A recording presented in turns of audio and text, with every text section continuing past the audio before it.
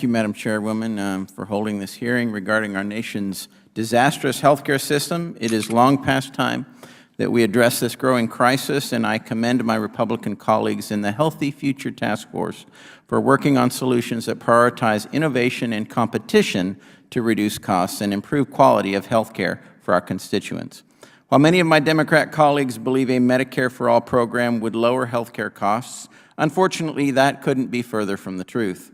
Reports estimate a Medicare for All program would increase federal budget commitments by another $32.6 trillion. That is more than the total of our growing national debt. As the nation faces continued inflation rates, which are now the highest we've seen in 40 years, one thing is clear.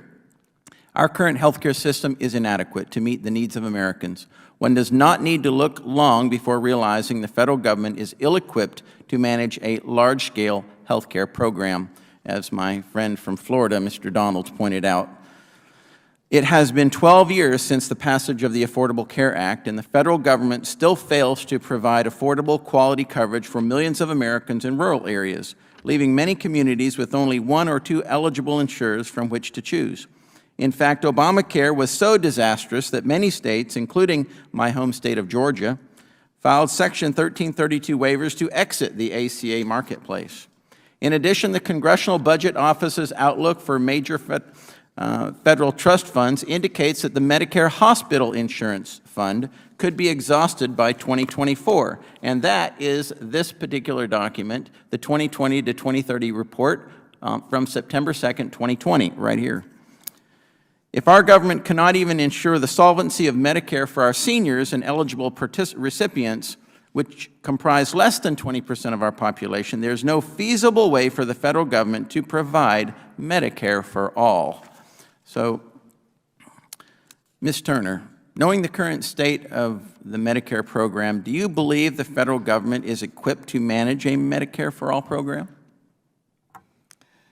No, Congressman, I do not. I believe that it has shown over and over that it is very good at spending money. It is not very good at spending money wisely, and it is not very good at all at innovating.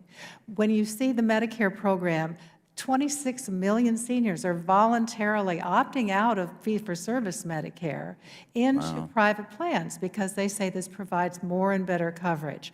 People want choices. Innovation comes from the private sector, not from government, and that's what our health sector needs to be able to be more affordable and provide more people with coverage. Thank you. As a follow-up, as you know, our rural communities already face problems with limited insurers and lack of access to quality care. In your opinion, would Medicare for All improve or worsen these struggles for patients in rural communities like mine in Georgia 9?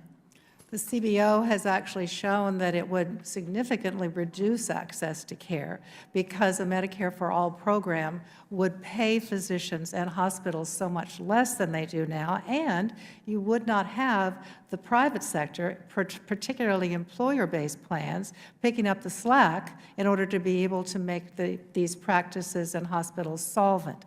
So it is very hard to see how they could provide the same quality, the same access to care by the numbers that they're talking about, the savings that they purport to be able to achieve. Okay, thank you.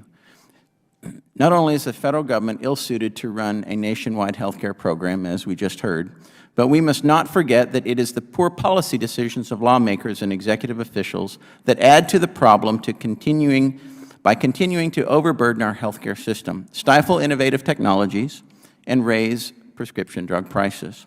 While I'm glad that we're holding this hearing to begin addressing our failing healthcare system, simply pointing out a problem is not enough. Our constituents need reliable solutions, not only to ensure the quality health care, but also to address the economic crisis, the hyperinflation crisis that is causing prices to currently surge. And I strongly urge my colleagues to abandon a universal health care proposal and work toward competitive market-based solutions that are truly in our constituents' best interests. And in the few seconds I have remaining, Ms. Turner, would you like to respond to anything that my colleague from Georgia asked of you? Is there anything that you want to add to that as you were badgered? I think Mr. Comer,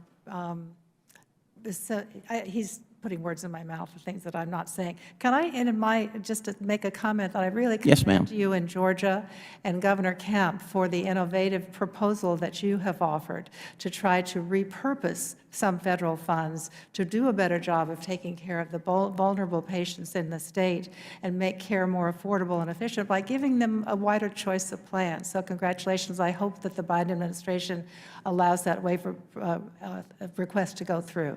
Thank you. And I yield back.